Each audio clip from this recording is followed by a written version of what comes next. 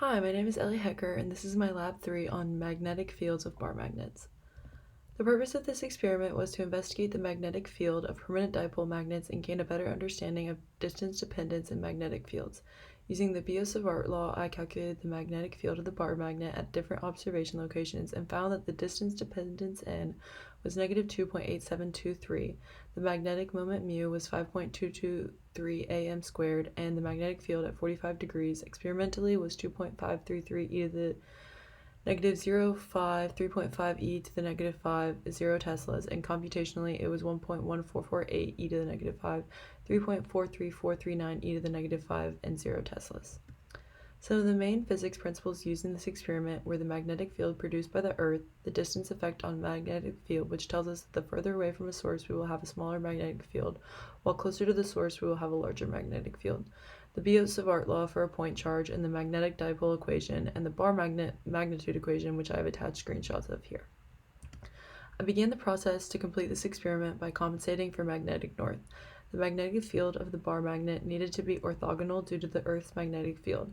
I aligned my phone with north using the Teslameter app, showing that the x component needed to be equal to 0. I lined a ruler along the bottom of my phone to measure east and west. Using GeoMag in this location, I found that the B net was 49 teslas. Next, in order to find my magnetometer chip, I aligned the bar magnet with the ruler and then slid my phone along the perpendicular line until the x component was at a max and the y component was at a min. After marking this position, I rotated my phone 90 degrees and repeated the procedure until the x component was at a min and the y component was at a max. I marked the positions as shown in the figure and then used this location to measure my values. This shows my measurements and observations for on-axis. I recorded distances where the x component of the magnetic field of the bar magnet were equal to 20, 70, 120, 170, and 220 microtau. I noticed that the x component of the magnetic field increased as the magnetometer moved closer to the magnet, and it approached 0 when the magnetometer was far from the magnet.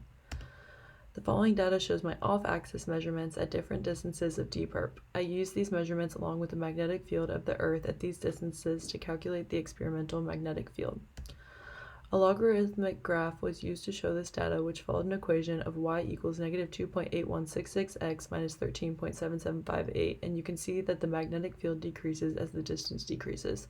The slope of this line was n, which represents the distance dependence, negative 2.8166. I used the negative 13.77 to solve for k by taking the natural log and came up with a value of 1.0466 e to the negative 6, and then plugged this value into the equation shown here to solve for the magnetic moment, which resulted in a value of 5.233, as you can see these calculations in the bottom right.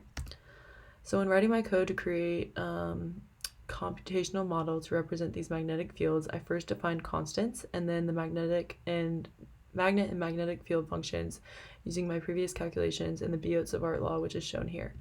Next, I wrote code to calculate the magnetic field and entered different observation locations, both on axis and perpendicular to the axis, and created arrows to represent these fields.